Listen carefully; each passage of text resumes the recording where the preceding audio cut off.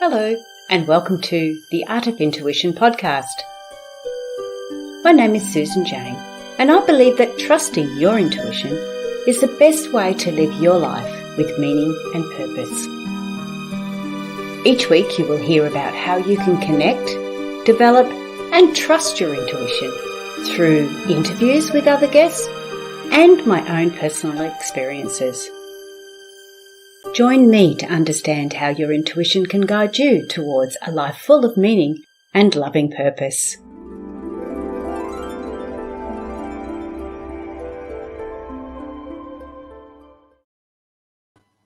Hello and welcome to the Art of Intuition podcast. I'm Susan, your host. I usually say Susan Jane, that's for me. I'm Susan, your host for the show. And this is what we promised a couple of episodes back, a couple of podcasts back. At 1.87 when we were talking to Tina about ghosts. This is the one we promised too, which is about children and ghosts. And I know that a lot of you are going to be listening in because you want to be able to help your child or your grandchild deal, cope, get through, understand what it's all about. And that's what this podcast today is all about. So I'm really, really excited to have Tina on board. Now, let me tell you a little bit about Tina for those who didn't tune into the other ones. Tina is a retired commander from the US submarine force, and her whole idea or her whole persona is about teaching the living how to heal the dead. And I just love it because this is so important for us because we so often look at ghosts in a fear context when we don't need to. But that's enough of me talking. Here comes Tina. Welcome on board, Tina. Thank you. I'm so thrilled to be here. And I'll just let the listeners know there's a little bit of a lag between the two of us at this stage. So please be patient with us. We will get through this and it'll be fine. But first of all, for those people that didn't tune into the last podcast that we had a couple of weeks ago, can you just give us a little brief rundown of your background? My background started like a lot of people. You know, I have some psychic ability as a child, but so what? So you see a ghost here and there, or you sense something. You know, you grow up and you have to make a living. And because I needed to make a living, I decided that I would join the Navy. And that was in 1972. So, you know, I'm actually 10,000 years old. I just am well preserved. I truly love the Navy. I worked for the submarine force for 20 years. And I retired at the commander level. I never had command of a submarine. I'm going to be really clear and honest about that. But I worked for them, and part of my job was to protect submarines from terrorist attacks. So I designed equipment that would protect $100 billion in assets from terrorist attack. And one of the things I learned is the definition of terrorism. And terrorism can take place in the third dimension and the fourth dimension. Sometimes a terrorist isn't someone you think you can see, but is harassing you. So I retired and over the years encountered many, many, many ghosts, but I didn't know how to cross them over. And through a series of events, I learned how to remote view and began crossing over the dead, not just one or two, but hundreds of thousands of people at a time. It's an uncountable number that have been crossed over at this point. They would just come at me like hordes. And I eventually realized that I couldn't keep doing it. And, if I was abducted by aliens tomorrow, somebody has to know how to do this, right? So I created something called the Crossing Over Prayer, which is also in a book called the Crossing Over Prayer book. And it's designed to teach the living how to help the dead. And even if you might be fearful, you have an opportunity to do great spiritual service, regardless of your faith or the faith of the person who died. There is no religion in the afterlife. There's just you, and then there's the heaven world. And whatever your faith, it just gets you through an experience in life. So that's just a tiny bit about my background. And I do have to say, I have been studying metaphysics since I was 8. So it's a long time. Wow. And if you do want to know a little bit more about Tina's background, you could go back and listen to the podcast number, episode number 87, so 1.87. If you want to get a little bit more of an understanding of the Tina's background, she goes into a bit more detail then. But for this one, now you're talking about ghosts. Can you define, now we're really focusing on children here.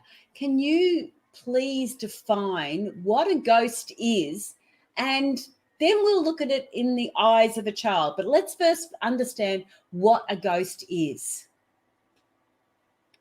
Okay.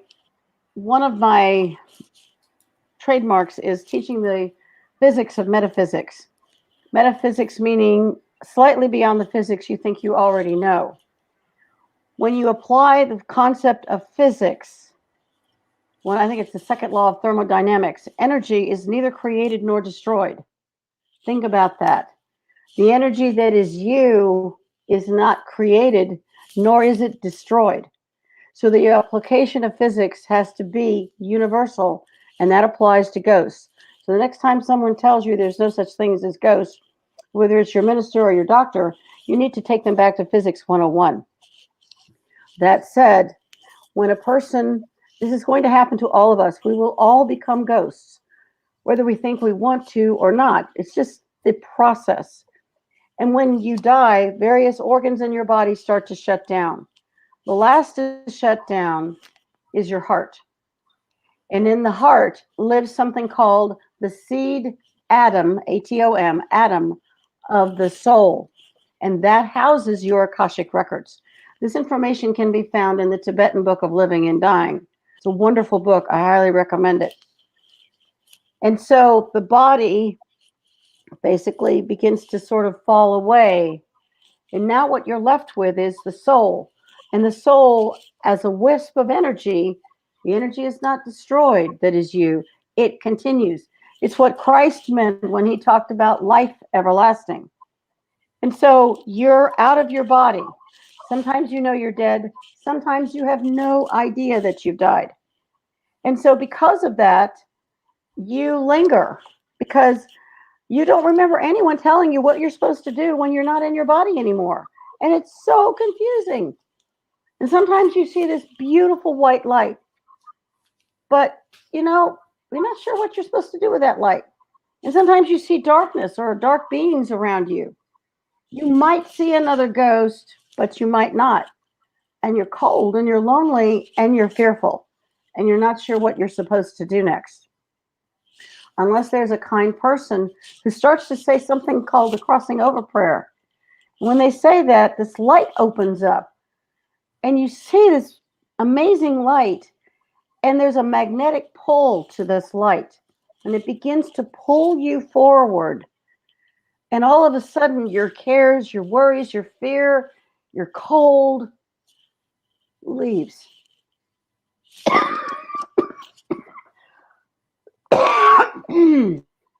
Okay. Well, she's got a little bit of a tickle in her throat at the moment, so we'll get through that though. I'll just mute your mic, Tina, so we can't hear any of what's going on. We can see it, but we can't hear it. So while Tina's going through that and just getting her voice back again, if you want some more information about Tina's services, go to her website, which is called ghosthelpers.com. It's nice and easy, ghosthelpers.com, and you can connect with her there. She's also got the email, which is contact@ghosthelpers.com. So we can contact her that way. Now, when we come back to Tina, she's explaining the differences with the concepts. What she hasn't explained as yet, which she probably will get to, is the different levels that we have. So we have our physical 3D realm here that we're living in, and then we have this 4D realm, which is where the ghosts tend to. So when you pass over, you go into that one, and then we have this 5th realm, which is what she calls the heaven realm. Now she looks like she's stopped coughing, so we'll come back to you, Tina. Yep, there you go. How are you? You all right? Okay, I'm so sorry. I'm all right. Yeah. Just tickle in my throat, and I'm working on it. Sorry, I didn't get that bit. I said I'm working on getting rid of this tickle in my throat. So keep going. Okay. So we've talked about the ghosts, so what the ghosts are, and as they've crossed over, and they're not necessarily aware that they've died, not necessarily aware of that. So they're in this realm, they're in this fourth realm there, and they need to go to the fifth, and they don't know, so they're getting this really confused messages, and this is why they start to hang around your environments and hang around children. Now, why do they pick children? There's an innocence about children, and the veil is thin with children. And the veil is this barrier that causes you to not be able to see ghosts. And if you can't see them, then that barrier is pretty thick. But a child has just come in, and so they still have that connection, that higher connection to the higher realms. And so, Evan, that hasn't hardened, or the doorway hasn't fully closed. And because it hasn't closed, they can still see and hear and sense all kinds of things. And you can see this even in babies that are, even in newborns, can sense a ghost or a presence.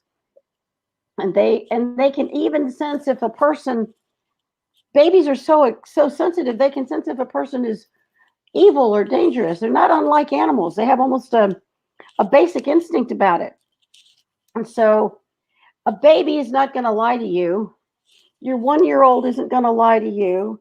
Your 4-year-old or 5-year-old isn't likely to lie to you if they've never lied to you before about what they're seeing. And so from a child's viewpoint, they don't know that you can't see it. That's their norm. There isn't anything unusual about it. When I was 4, I had a playmate. Her name was Sarah. I still remember her. She was a little girl. I don't know how she died, and I didn't know she was a ghost. I didn't understand why my mother couldn't see her. I could still see the Devic Kingdom playing, when I was playing outside in the, with the bushes and the trees. The children can see amazing things, but they don't see it forever. And the more a parent tells them that they're crazy, or they're lying, or they must have made it up, what you're really feeling is the parent's fear that the child can see something that the parent can't. But your child doesn't know you can't see it. And there's a way to bridge this gap without drugs or punishment that enables you to begin to be able to be the parent to your psychic child that I just know in my heart that everyone would like to be. Yeah, absolutely. So obviously the child's not aware of it. Then you'll get the child talking about different aspects. And before, in the other podcast, you did talk about the difference between a ghost and, say, energy, negative energy, because I referred to the ghost as spirit, because that was my terminology that I used. I will change that now because I've got a better understanding of it. But the terminology I used is when somebody dies, they become spirit, because the physical body's gone and they've just got that spiritual energy there. You're calling them ghosts because you define them and this is your expertise, you define them in a different way. Can you explain that a little bit more? Because when children are seeing things, they're not aware of what they're seeing, not aware that you don't see it. So we need to get an understanding of the explanation behind it, what you're calling ghosts compared to what you're calling, say, negative energies. And a child could see both. And there are children who can see both. I had a parent of twin 4-year-olds, and that's in one of the ghost story books. She had twin 4-year-olds, and both of these little boys were super psychic.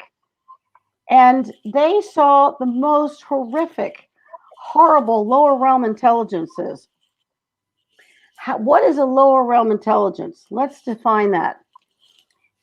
You remember the movie Ghost that had Patrick Swayze and Demi Moore and Whoopi Goldberg and, Sam died. And I know maybe some people saw that film. It's actually an extremely realistic depiction of a lot of what happens after death. You immediately leave your body. Even if it's a quick, sudden death, the process is the same. But in the case of the really evil people, these dark, black things with red eyes came at the bad guys. Those are lower realm intelligences. They do exist. They've been around a very long time. They've been depicted in literature all over the world, and they exist in the fourth dimension. And thank you, Susan, for bringing this up again. It's why I don't use a catch-all phrase of spirits for the fourth dimension. It's like going to a zoo and calling everybody a mammal. Some of them are not mammals. Some of them are fish. And some of them are God knows what they are. So a ghost is a human being who left their body. A lower realm intelligence is a harassing intelligence that comes after people who have a frequency that's that low. A murderer, a pedophile, just a really, really bad person. You also have beings called black magicians, and one of the most visible, and I've had people all over the world tell me they see this, is something called the man with the hat. If you raise your frequency high enough, you won't see that being anymore. But there are the man with the hat, there are black magicians who exist on the lower astral. They have these unbelievably long fingernails and long, scraggly hair, and their structures, even in that dimension, are extremely fragile. They look horrible and menacing, but they're actually quite fragile. In the Harry Potter movies, you saw a lot of the Dementors. Those exist too. So if a child is seeing these things, it could be that someone in the house is doing violent video games. Something terrible happened to the house, happened inside the house that you're living in. Maybe you didn't know that. It could be that there was an insane asylum that was on the grounds originally. And that's what happened to the Amityville, in the book, the Amityville Horror, which actually did take place. We've had several others of those take place around the world. And so when you're looking at these things, you have a lot of influences on a property. A child doesn't know what those influences are. They only know that they're seeing something and it's terrifying, or they're seeing a very evil ghost, and the ghost is just having the best time harassing these children. Or they're seeing another child, like in the movie The Sixth Sense. It was extremely accurate on so many levels. The child, the human child, living child, saw people the way they died. If they were hung, if they were poisoned, they were hit by a car. You see the person, you see the soul, how they looked at the moment of death. That is what your child is seeing. And it sounds horrifying, and it would be easy to say, oh, just tell your child not to look at that. I'm sorry, you can't help it. Now, there are some parents that say, oh, my child is so gifted. I would like to suggest that people stop using the word gift. You can't give this back. And I am here to tell you, a lot of people would love to give this back. This ability, this responsibility. You can re-gift something. I can't give this away. I see things that make the angels weep. And if your child is seeing that, my job, the job that Susan's helping me with, I'm so grateful, is to learn how to parent a child that's seeing things that you don't even have your worst nightmare for. That's really what we're here to talk about today. Yes, absolutely. Oh, Tina, I so get it. Tina, I get it. I'm hearing my voice again echoing. No, it stopped. I really, there was a few things that you said in that little talk then. One of the things was the man in the hat. Now, we've not talked about this before, even in the last podcast, and that is the exact terminology my daughter used to say about somebody in the shed, and she could see him through the window. And she said, all I can do is explain that it's a man in a hat. And yeah, and it's sort of just sort of what sort of hat? It's just a hat. She couldn't explain it, and so we tried to talk through it and work through it, but it was very challenging because I didn't know what to do.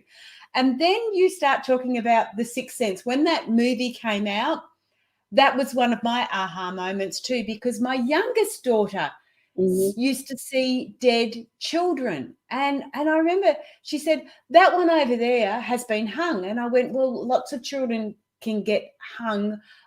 They used to get hung on their clothing. They'd be trying to climb out of a cot and get hung on their clothing. And she said, no, this was done deliberately.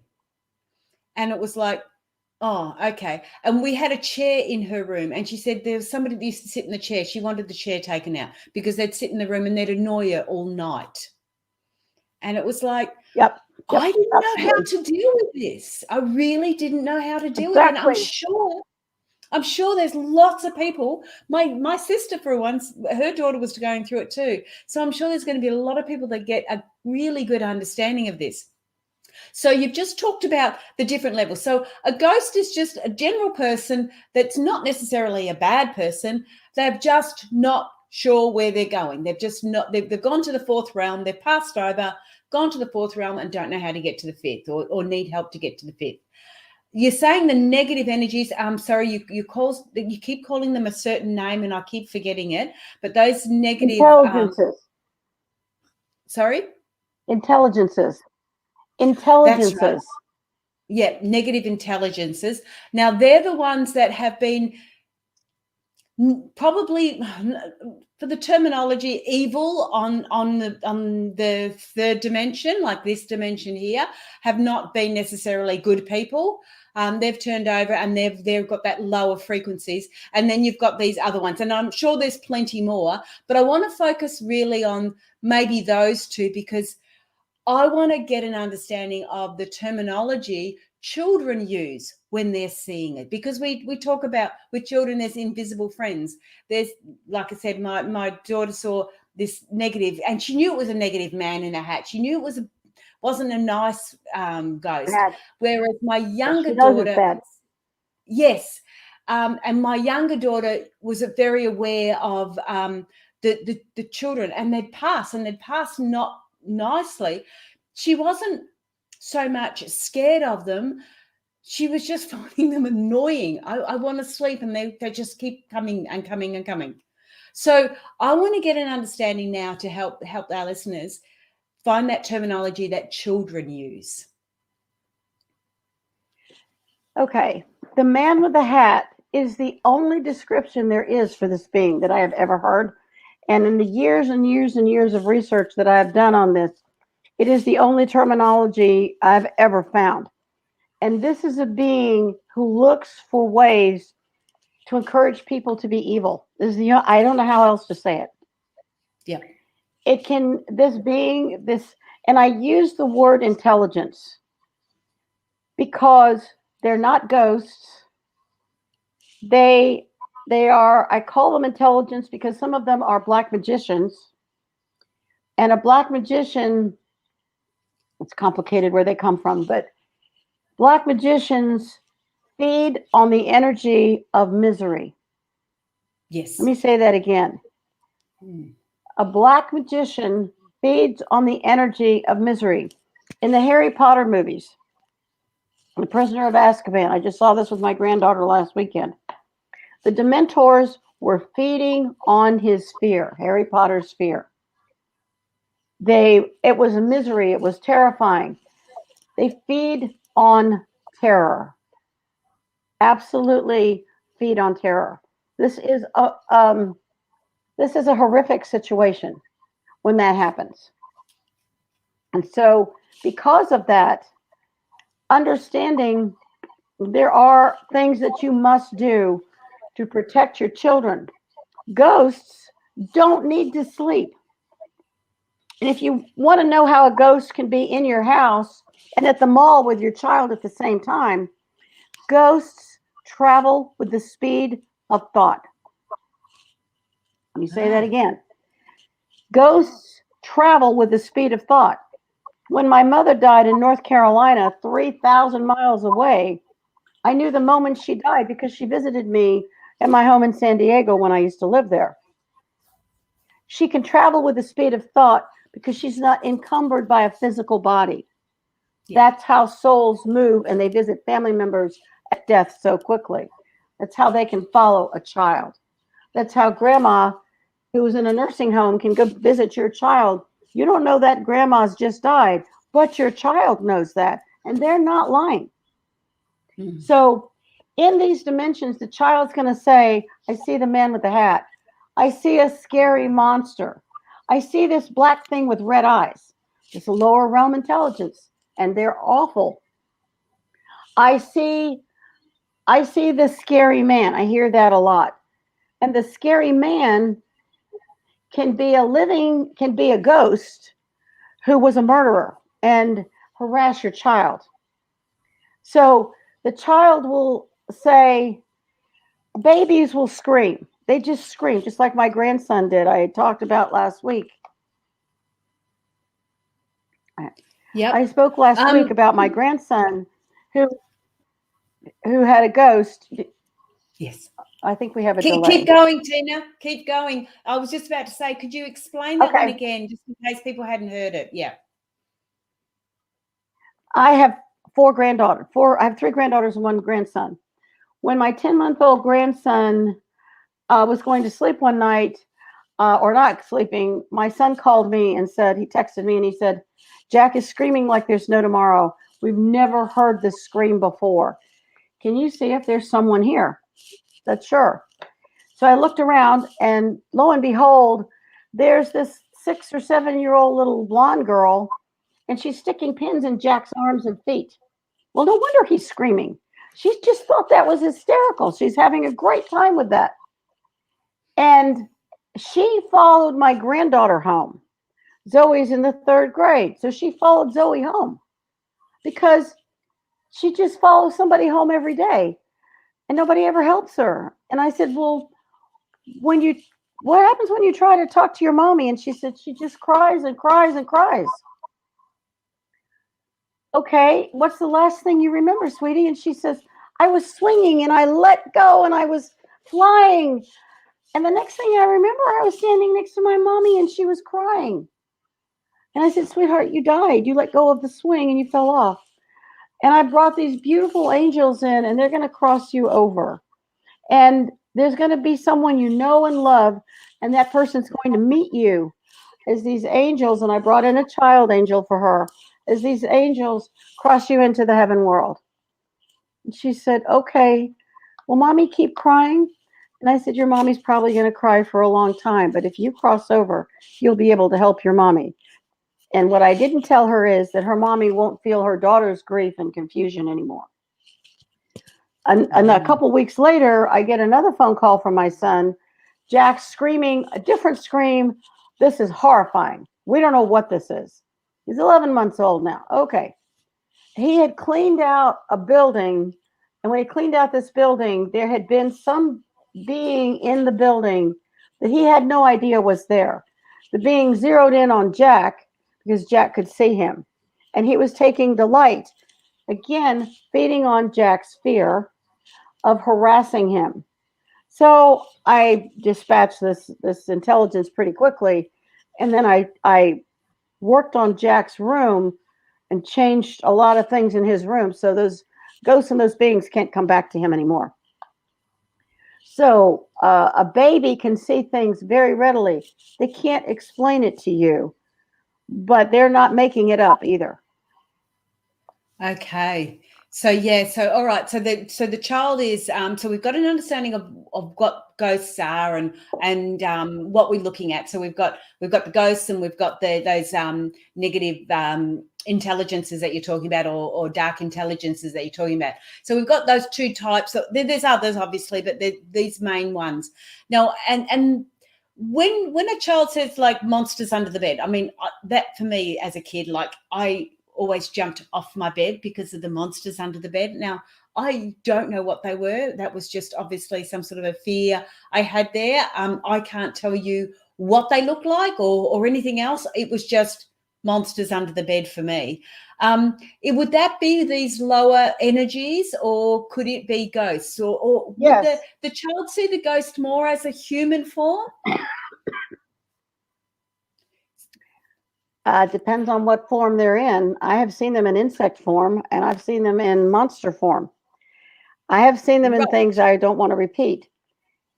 So let me give a parent, if you have a parent, if a parent has a child and they think they're seeing monsters under the bed, there is the most elegantly simple solution, and it will guarantee everybody sleeps at night. You remember those old-fashioned Christmas lights where they had the big green and red and yellow and blue bulbs? Mm-hmm. Okay. Well, you need a night light with that color green, or at any of the, like a Home Depot kind of a store, you can get what's called a green party light. And I should have had one here so I could show you. And you just plug it in a socket and put it under the bed.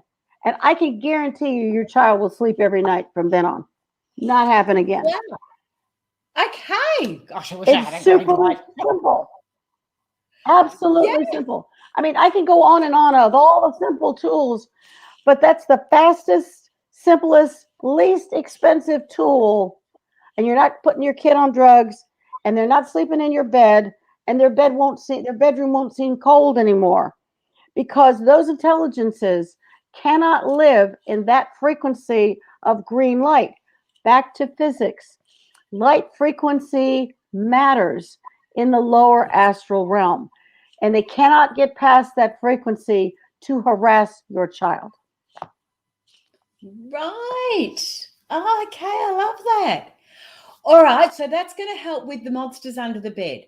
What's going to help? How can we help people that are listening when their child is, for example, say seeing dead people, seeing children, or they're seeing something and they're not really aware, or imaginary friends? What are we looking at there? What we're looking at in that scenario is they're simply seeing ghosts, and if they're super psychic, they're going to see these ghosts everywhere they go. They can jump in a car. I've had them jump in the car when I was doing 85 miles an hour on a California freeway, and God, that's terrifying. So they can come in and harass your child at any time. And your job as the parent is not to discount what they're seeing. It's not to disbelieve them. First of all, believe them. And second of all, buy the Crossing Over prayer book. And it's also on Audible. So you just start playing that prayer. Or you can have it on print it out and play it, or have it so you can say it. And your child says, I see a ghost. So this is what this one family did. And it became such a happy routine because the dad was just not having any of it. He's just like, no, we got to put this kid on drugs. He might be evil. It's like, your child's not evil. Your child is good. Your child is wonderful. Believe your child. So I said, experiment. Physics, experiment. Use this prayer. Because remember, why does prayer work? Because there is a very specific energy, frequency associated with prayers, specifically this prayer and all the others in the book. And so when you're saying that frequency prayer with strength and courage and love in your heart, you're projecting it's like a spotlight of energy, and you're directing the angels to remove any and all ghosts who are there right now. Let me stop for a minute. Is that relatively clear? Yes, for sure. What I'd like to say, Tina, before we go any further, is that with your book, the Crossing Over Prayer book, and you have another series of books too about ghosts from a ghost point of view, which I thought was really quite interesting. But they're all available on Amazon. And so just you can check out the author, which is Tina Erwin, Erwin, or you can actually contact Tina through the website as well, which is ghosthelpers.com. So on Tina's website as well, she has a recording, a video of the prayer as well, so you get an understanding of it. The beauty of the book is that you get 88 different prayers in it, and it allows you to really zoom in on what area it is, whether somebody's passed from cancer, whether somebody has been murdered, whether the different elements of passing over, and the reason, if somebody has committed suicide, there's particular prayers for them. But she has that general all-encompassing prayer on the website too. So ghosthelpers.com, you will find that on there. So that can give you an understanding of it. And if you want more, grab the book and go with some of the other prayers that are there. It might help in other areas. But back to children. So what you're saying, Tina, is that if they've got imaginary friends, like, okay, one of the things I'd probably go with here, if they've got an imaginary friend and they're enjoying that imaginary friend, should we cross that imaginary friend over? Yes, because all ghosts incur karma because they're affecting the living. Okay. We don't want them to affect the Hang on. friend. Say that again, Tina. I've just muted your mic while you were coughing. Can you just repeat that again? Sorry. The reason you want to cross over a child, even as an imaginary friend, is because ghosts that are affecting the living are incurring karma, and it's not good karma. And the person doesn't know that. And the only time that the karmic clock stops is when the person has crossed over into the heaven world and they're no longer influencing you. And so the imaginary friend that I had and one of my granddaughters had for a short time, that imaginary friend was lonely and lost. And when I moved, Sarah didn't come with me. So she stayed lost and lonely and cold and afraid. Imagine that's your child. Wouldn't you want someone to reach out and help your child? Wouldn't you want that compassion? And my personal belief is you shouldn't have to hire a medium to do that. You should have the spiritual horsepower to do it yourself every time. And after a while, you don't need to be afraid. If you think you're afraid, ask for a phalanx of angels to come and stand beside you. And you'll feel the energy, which raises your frequency. And when you respect your child and you develop a partnership with your child, and you keep a logbook. I always encourage parents of psychic children to keep a logbook so they can know what's happening with that child over time. Are they seeing different ghosts? This one woman's children only saw the most horrific, horrible things. But as she started crossing them over and teaching the children what to do, the ghosts began to change. And eventually, the kids were so capable, they could take care of it all the time. And don't forget, animals can become ghosts too. I've seen ghost animals many, many times. In fact, there's the staggering story of a woman who had a kitten. And this kitten was obviously playing with another cat, but the owner couldn't see the other cat. And she knew there was a ghost cat because the ghost cat went barreling through a wall, and her kitten knocked herself senseless because the wall didn't open up for her. So, yeah, really happened.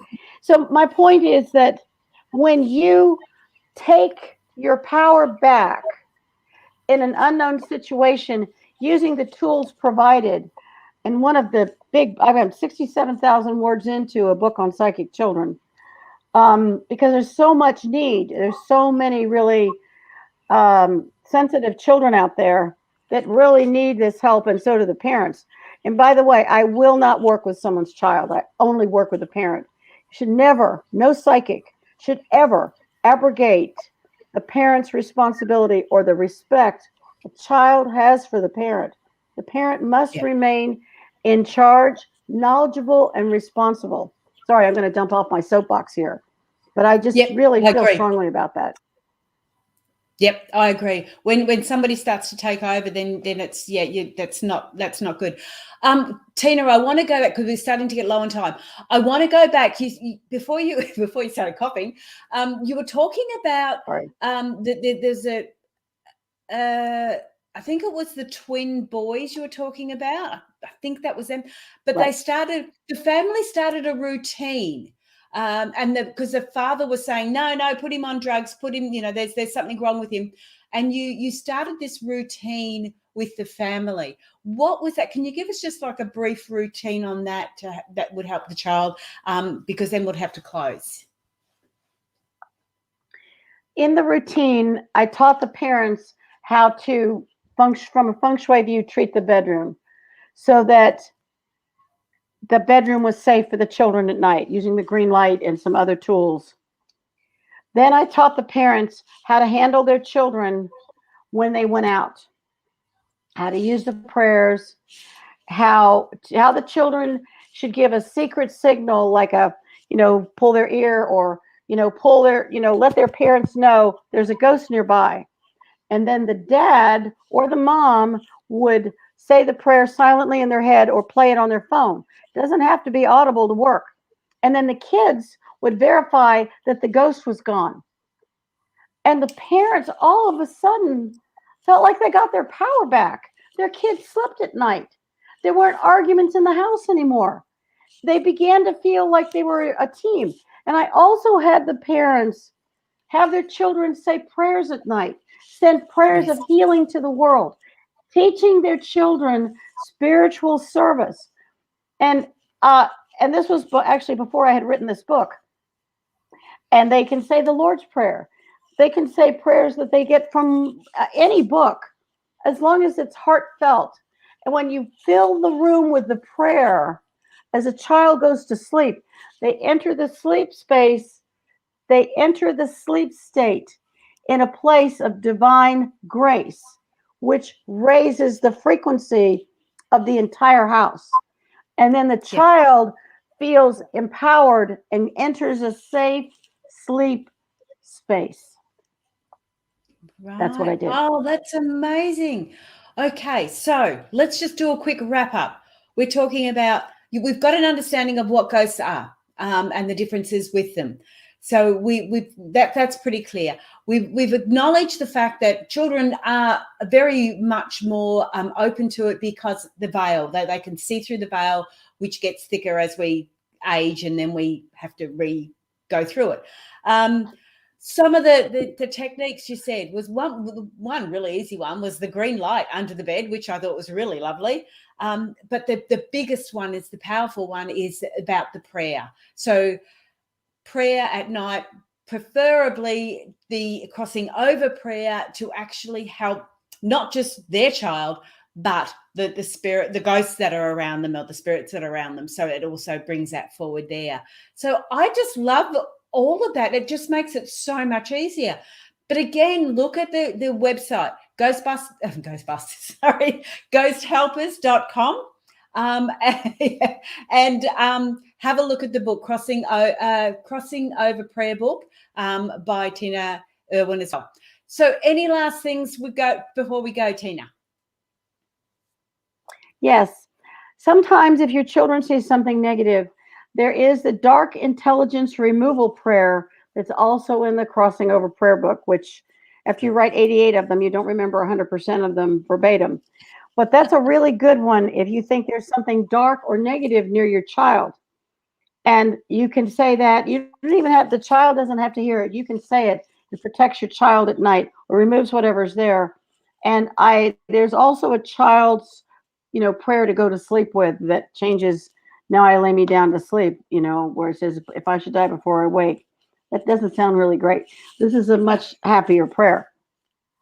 And so, whatever your faith is irrelevant. It's the power of your heart and the love that you have for humanity. That is the message of the Dalai Lama. It's the message of Christ. It's the message of all the great ones. It's the love of humanity, whether those souls are living or dead. And that is the greatest service that we can do for one another. It will be the compassion we will each want for ourselves. And Susan, I cannot thank you enough for bringing up such an incredibly valuable and important topic. Oh, no, thank you. Thank you for coming on. And we're going to close it off there. I'm going to do a wrap up and let them all know about the next podcast with you and what it's all about, which will be coming out in a few more weeks' time. But thank you again, Tina, for being on. Stay on and we'll have a chat after this. And I'll do the wrap up now. Thanks, Tina. Okay. Okay. Wow. What an amazing story. I've just checked with my little branding here, so I'm ready to go. That's such a terrific way. I wish I'd known half of that when I was raising my children. And at least I have an awareness now for my grandchildren. I'll be able to help them in our way. But the biggest thing here is, and what I really, really love about Tina and her message is the fact that you can do this. You can help your child. You do not need to go elsewhere. But I would suggest you get the book. I really would suggest you get the Crossing Over prayer book, because that is going to help you be able to help your child. And it's a great legacy. If your child's seeing that now, your child's going to be that way all the time. So it gives them some power then to go on as they get older as well. So I love that whole idea of it. Grab the book. But that's me for now. What else we got? We've got another podcast coming out, like I said, with Tina. That's in a couple of weeks' time. Now, that's all about grief, about crossing over. When my sister passed from cancer, as a family, we were all gathered around and I said a few things to help her pass and move on. Did I say it right? Have no idea. Tina's going to help us with that and how you can help your loved one cross over as well. So that is all coming up very, very soon. And in a couple of weeks' time. But that's me for now. Have a great week. And we will see you, next week. All the very, very best. And I've said it how many times. Bye for now.